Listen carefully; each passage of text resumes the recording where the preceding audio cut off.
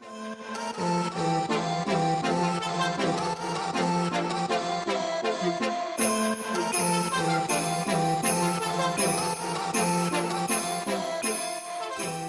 hello and welcome to the LaoisToday Today Christmas interview series. And whatever platform you're watching us on, be it YouTube, Facebook, or on the LaoisToday Today site itself, delighted to be joined by Damien Bowe, one of Laois's foremost musicians, who has a very, the old saying is, may you live in interesting times. Well, Damien has definitely lived through interesting times. Damien, you have a varied musical career. Obviously, the Vows wedding band are what most people sort of associate with at the moment. But we'll go back a little bit in time, first of all. Go right back to the start. What is your earliest musical memory? How did you get into it? Where did the involvement come from? Or earliest musical memory would be, I suppose, God, we used to choir in Shannon back in the day. You know, that's the first. Then we got into Kyoto when we were younger. But I'd say it's singing, been pushed up. I remember my father forced us up to sing in the choir. And, with all these really ladies who seemed to be like 105 years of age, you know what I mean? So we were pushed in with that. Was there a tradition of music in your family? There was traditional music.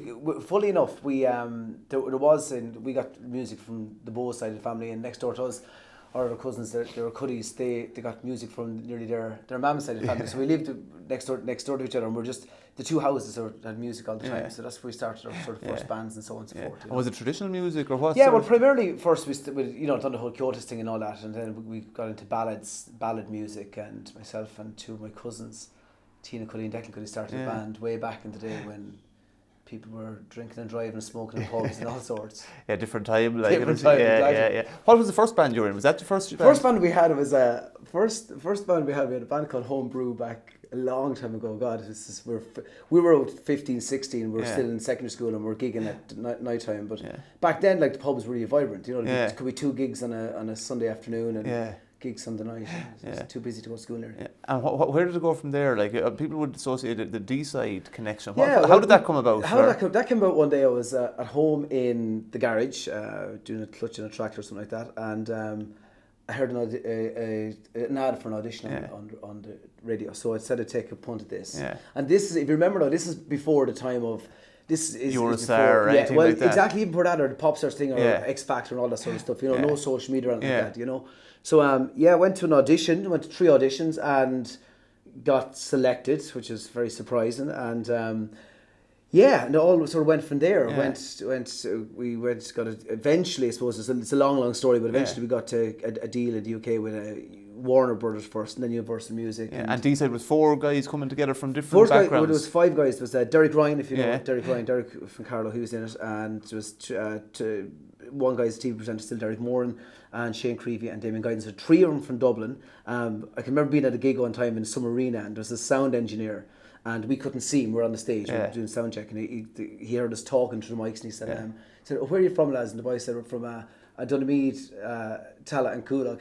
Well, we couldn't see him over the mic. He goes, "Oh my God, 2 car thieves and a handbag snatcher." So that's why I always referred to the lads as. So 3 from Dublin, we 7 from Carlow. Yeah, and where did it go from there? So you signed a deal in the UK? Yeah, we did. We started off in production initially, and we moved over. We'd had some rehearsals here. We moved over to the UK. God, whatever, I can't remember. What age were you at this stage? Were I was about, I was sort of doing a bit of line at the age at the time, really. So I'm going to say it was 19/20, possibly pushing 21. But yeah, we went over on a production deal, so that'd be all sort of pre-recorded and sort of testing for videos. And then back that time, it said there was no social media. Yeah. So you built your fan base on teenage discos, school visits, all that stuff. So we done months of that in the UK, and then we had a couple of sample records that the record company would try out and so on and so forth. So we released our first single here. We released here first, actually, and then we released in. So long story short, we'd 3 top 10s in the UK, which was fantastic, and we had about 5 top 5 hits here, and moved between Universal and Warner Brothers. So it's an amazing experience. And like, you must have been like rock stars at the time. Like, it was serious experience. Rock star. It was like, I needed 2 days to talk about it. Stuff, everything from like Buckingham Palace. Went into Buckingham Palace one time, from private jets to helicopters to TV shows. Got to play Wembley Arena, got to play the Point. We released right across Southeast Asia. It was incredible. And this is coming off the back of the time when Boyzone were huge, Westlife was huge. You were the next big thing. Well, we did the at that time there was the Smashes Pole Winners Party was a big thing, whereas Westlife had won that, and Boyzone and so on. So we did win that, but listen. Yeah. It didn't work out as planned, Steve. Do you know what I mean? What you told me a story one time of going out to was it China that you went to, or Japan? Japan, yeah. Did I? You did, Was I drunk? No, I don't think so. Okay. No.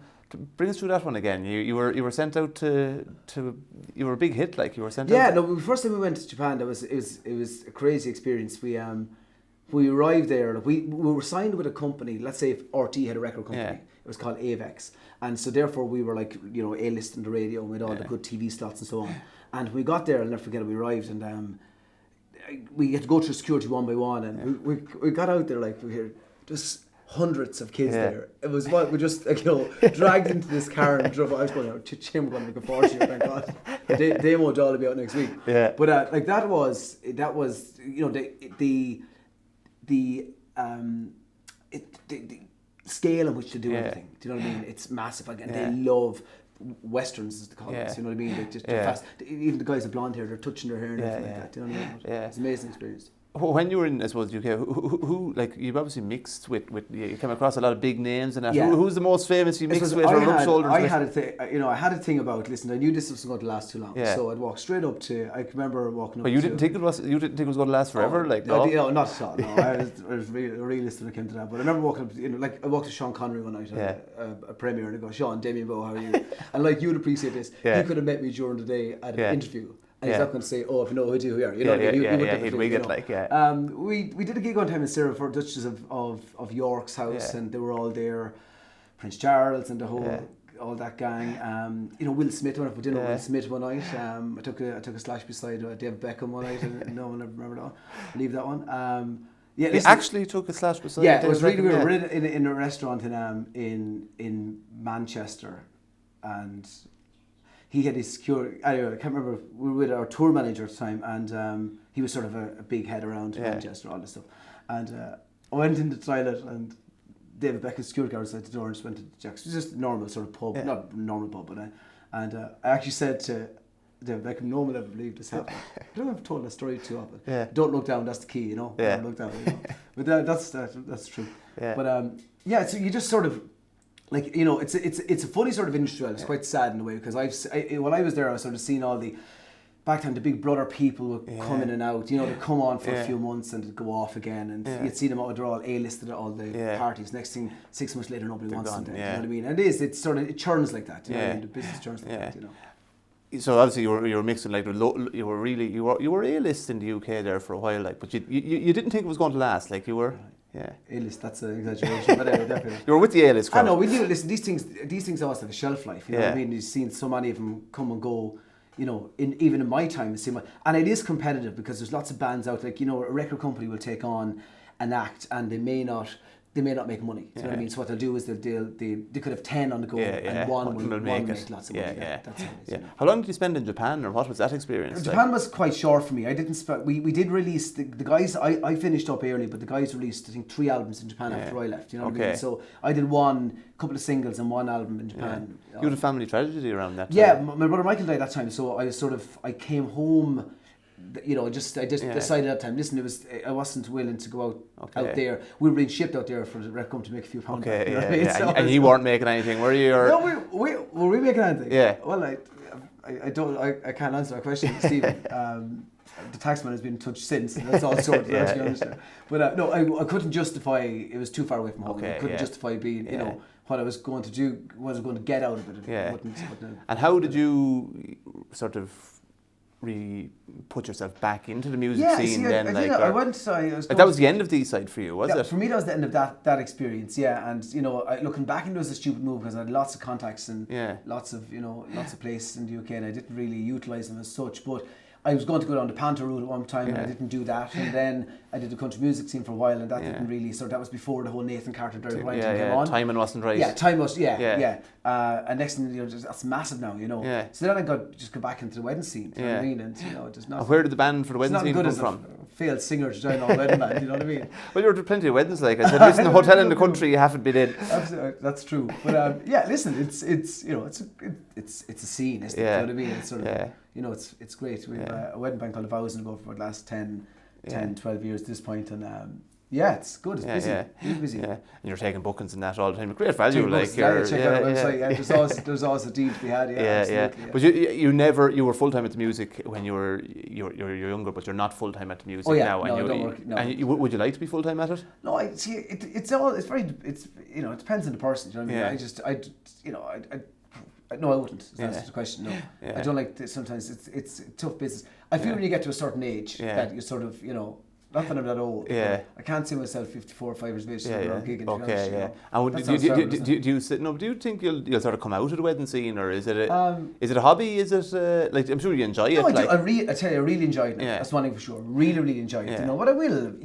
Eventually it'll run its course. Okay, you can't be like 72 years of age. Singing Sweet Caroline 28-year-old's wedding. That's still actually alive, not alone doing this stuff. I'd say there's a few years left in you yet, though.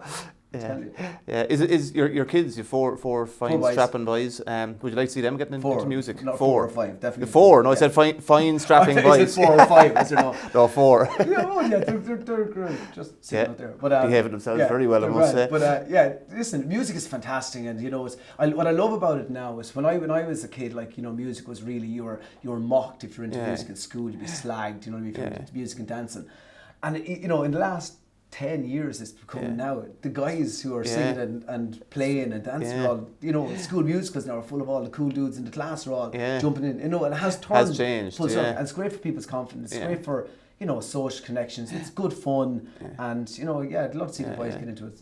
Are they into music at the moment? They sing, They have an accordion and a drum and a fiddle. So they don't actually play any of them, but they have them all. What's your sing-song song? So when you're when I'm drunk, I always sing "The Town Loves So Well" when I'm really drunk. That's my party piece, and then any other piece of crap could flow. That's a good one. Yeah, the key to a sing-song song is that it's sing-alongable. Yeah, you have to have a hook line. Yeah. I have a friend of mine, Martin Kerwin, who rings me now and again. You know Martin from Shanahoe, yeah. Martin is all struggling trying to find the sing-song song, right? And he's telling me you have to have a hook, and know your audience. When people start talking, that's it. Just repeat the chorus twice and tail it off. Okay, but your one is "The Town You Love So Well." No sign of the guitar here. I'm very disappointed. Will you sing for us? No. Will I sing for you? Will I sing for you? Will I sing, boys? What do you think? Yes or no? Go on, we have to get it. We can't have Damien Bowe in Laois Today without a song. What do you sing, Stephen? It's up to you. We'll. Okay, I'll sing "Town Loves So Well." Go on, yeah. In my memory, I will always see the town that I have loved so well, where the school played ball by the old gas yard wall, and we laughed through the smoke and the smell. Going home in the rain, running up the dark lane, past the jail and down behind the fountain. Those were happy days in so many, many ways, in the town I loved so well. Was that as awkward for you as it was for me? No, that was absolutely brilliant, Damien. You're a great man to tell a story. You're an even better man to sing. And I'm delighted that you joined us here. So as Damien, he offers great value. He's available for bookings, and he's at weddings and everything. He's available for all types of weddings to wakes. Absolutely. And we're under 15 minutes. So exactly. So we're going well. So look, Damien, thank you very much for coming in. Thank you, Stephen. Thank the two boys. Doing great work, by the way. It's Thanks fantastic. very much. You enjoy it, you do. Yeah, it's super. It's brilliant. Yeah, and you've been a great man to Snapchat for us as well. Yeah, no, you've been good. We'll give you that again at some stage. Yeah. You crashed the Jeep in the snow. Exactly. You got on your way to Burr. So look, I want to thank Damien for coming in. I want to thank the two boys for being so good outside the door during example. Hold on there, lads, just for a second. And look, to all our viewers on Facebook, on YouTube, and on our site, thank you very much for joining us.